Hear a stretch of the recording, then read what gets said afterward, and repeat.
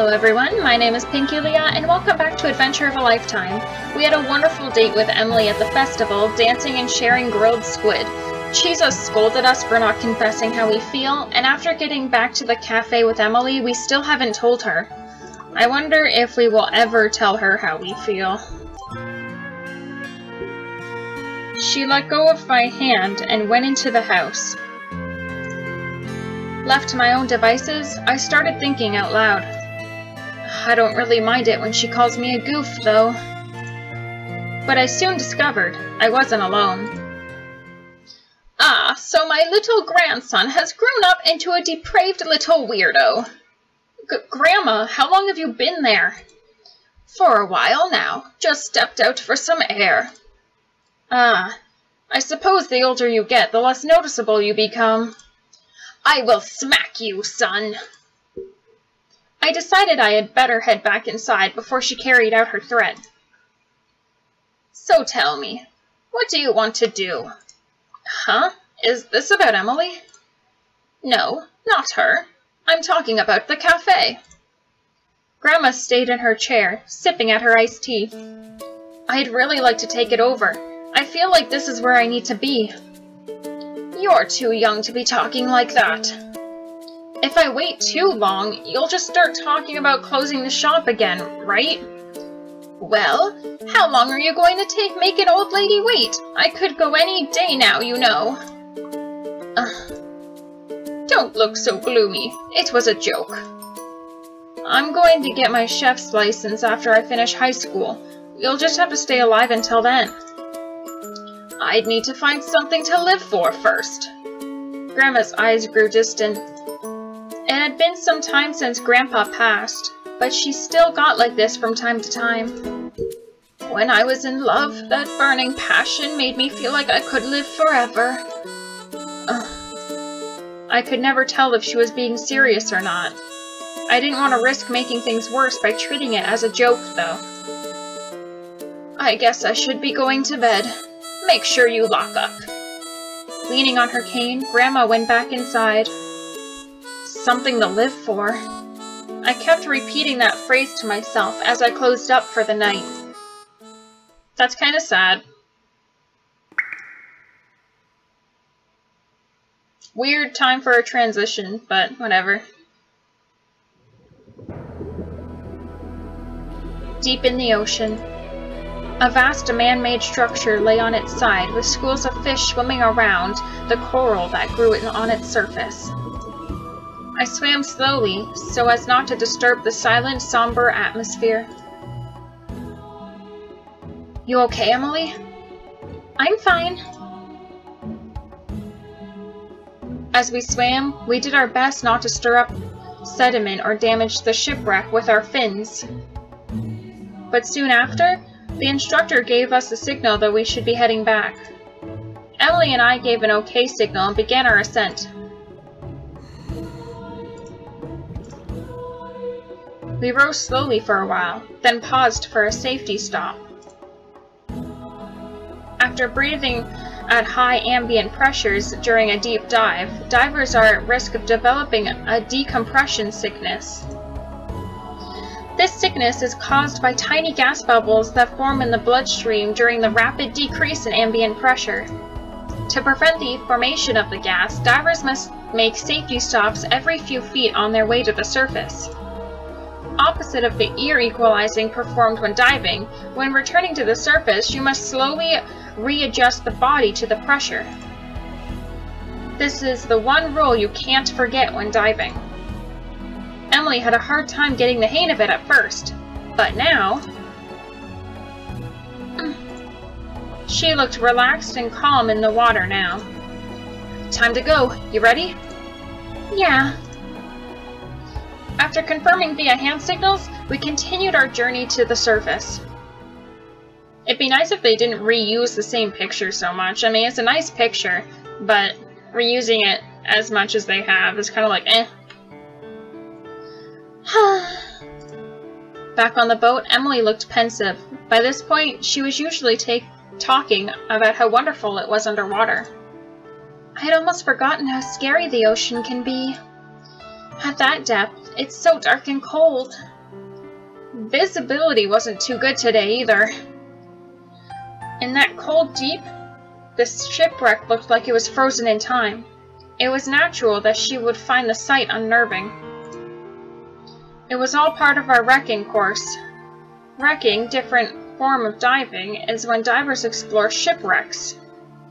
But getting close to or going inside a shipwreck can be dangerous, so there are special rules and procedures in place.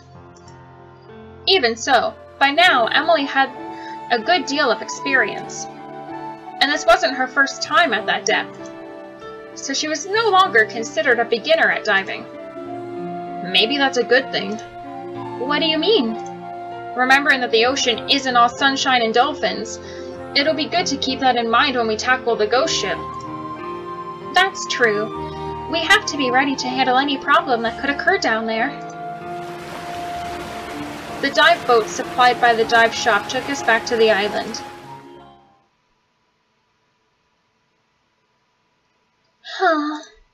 Emily sat down alone and opened her logbook. When summer began, the book had been completely empty, but now she had used more than 1/3 of it. Today, she had one more page to fill in. But even though her eyes were focused on the page, her mind was elsewhere. Hello! Earth to Emily! Huh? We're supposed to be planning. Why are you so distracted? Oh, sorry. Cheese's question brought Emily back to reality. On the table before us, we had the ship's floor plan along with several photographs. With these laid out, we had a fairly clear idea of what the ghost ship looked like now. Before it sank, the Shirami Maru was a commercial yacht. We were able to find the ship's floor plans in an old pamphlet. Your parents were in this room here, right? Yes, I'm sure of it. Didn't your parents come home for their honeymoon? That's weird. She should have had the ring by then. I don't know all the details, but the two of them were definitely on this ship. Then the ring should be here. Yes, it should. We plotted a route on the map, using the photos to confirm that the area of the ship looked like now. It's not too far if we can get through this door. Based on this photo, we could probably squeeze through this hole in the hull, which would get us here, and if we take this corridor... Emily? Huh? Oh, sorry. Is something wrong? You're really out of it today. That's not true. I'm absolutely fine. Your mood is more fickle than the tide. I bet you're already sick of diving and treasure hunting. No, I'm not. Chisa, you're such a bully. Ugh. Okay. Chill out. How long you lazy bums plan on playing out here? Get the cafe ready to open. After Grandma's announcement, we cleared away our things and got ready to open the cafe.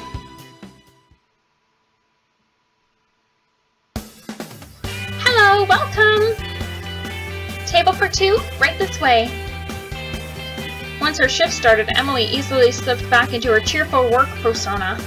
Again, this is a really nice picture, but we've already seen it before. This month, we had a lot of new customers, whether that was thanks to the poster girls or our store closing notice, I couldn't be sure. Even Grandma had to admit she couldn't keep up on her own and had finally allowed me to help out in the kitchen. 2 seasonal fish platters with 2 coffees to follow dinner. Got it. Sashimi is ready to go. Got it. Seems the same as always to me. No, look harder. Something's definitely wrong. Her beauty seems as radiant as always. I don't see any difference. She's totally different. Guess you must know Emily a lot better than us. Huh? No matter what you say, you do seem to care, dear sister. No way. I'm just keeping an eye on her to make sure her selfishness isn't getting in anyone's way. Isn't that right, Hiroki? I don't know. She can be headstrong, but I wouldn't call her selfish. Not that. I'm talking about Emily being upset about something. Ugh. Yeah, I think she is too. See? Then it's Hero's job to cheer her up. Huh? I agree. You must rush to your paramour's aid, Hero. I'm not her boyfriend. Oh, you so are. The way you two are around each other, it's like you're already married. How did we get onto this subject? A nice date should take her mind off things. A date, huh? I've never really been on one, though. I wouldn't know where to start. You used to invite Chisa out for small rendezvous all the time. Oh, were those dates? Absolutely not. You've gone red, dear sister. I am not. There's just absolutely no way going out collecting bugs and starfish count as anyone's first date. Chisa had finally drawn the line. Hey, you people over there! Emily appeared, her expression annoyed. We're really busy here, so maybe you could stop talking and get to work? Sorry, Emily. It's all Chisa's fault. Hey, don't blame me. Welcome. Good grief. Hey, Emily? Yeah? Are you doing alright? Never better! She answered as she struck a lively pose. Chisa was right. The smile didn't quite reach her eyes. Hey, can I talk to you after we close up today? Uh-huh. Yeah, sure.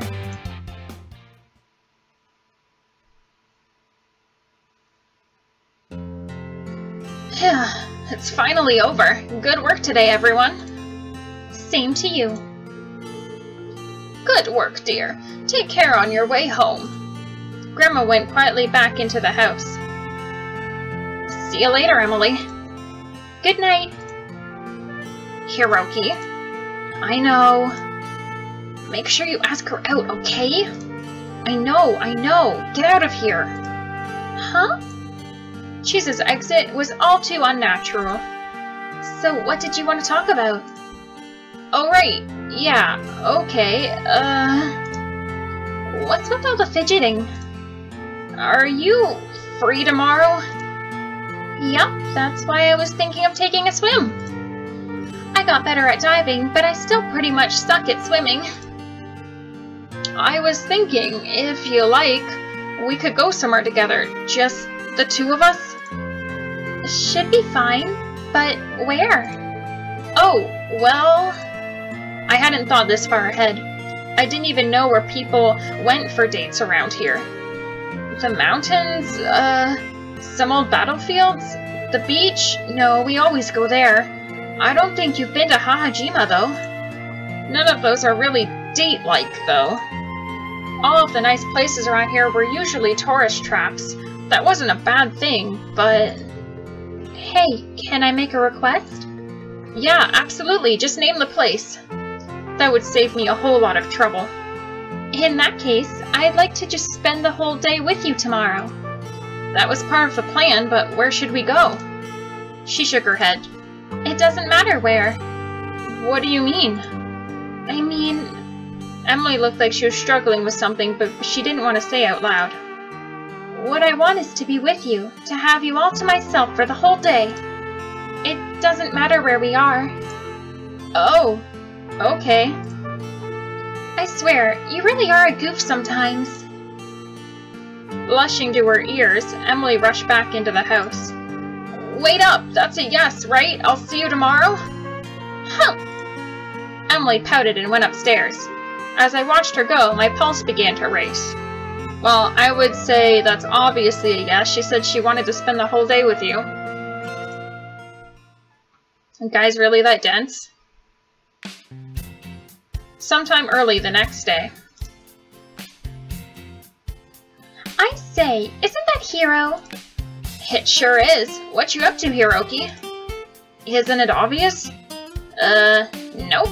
But wait, let me guess. You got kicked out trying to make breakfast, so you had to sit here all alone with nothing but a store-bought rice ball instead? Bingo. So you're really going on that date today? How exactly are those two connected? Well, I just figured Emily wanted to use the kitchen herself. You know, To prepare. Chisa sidled up next to me and nudged me with her elbow. A homemade lunch, aren't you a lucky boy? Now that you mention it, that kind of makes sense. I mean, you can't know for sure, but it's highly likely. Yeah, I knew it.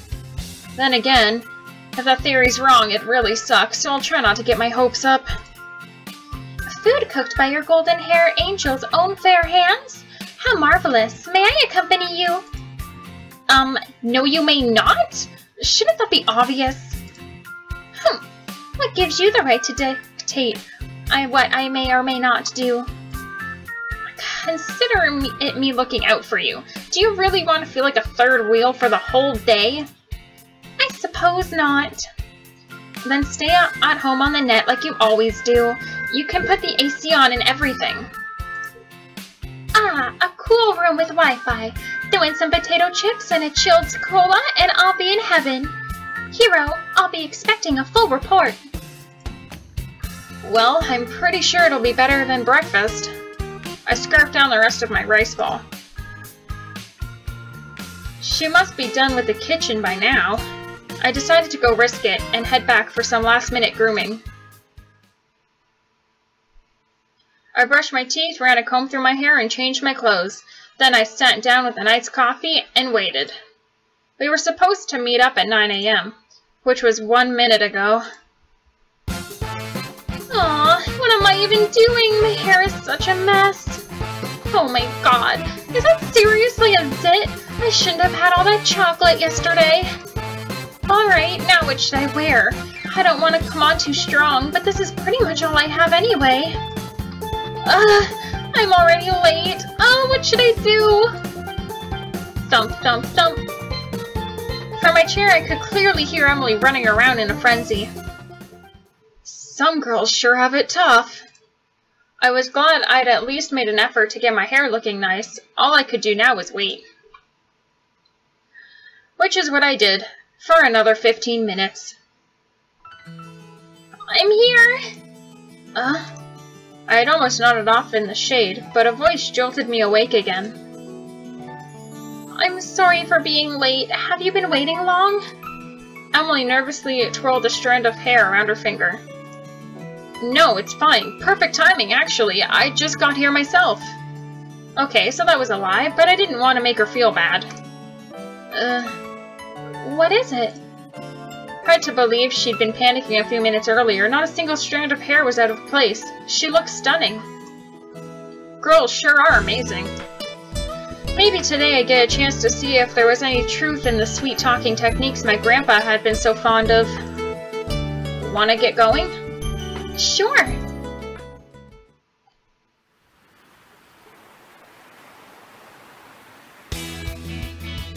Take this! Oh, you got me. Here, looks like you need some more. Whoa, okay. Now it's my turn.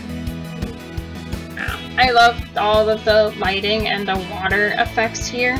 Looks beautiful. Anyway, I just wanted to comment on the artwork. This is a new piece of art, and that's really well done. We haven't seen in a little bit. So that's all the time I have for this episode, though. So thank you so much for watching, and I'll see you next time. Bye!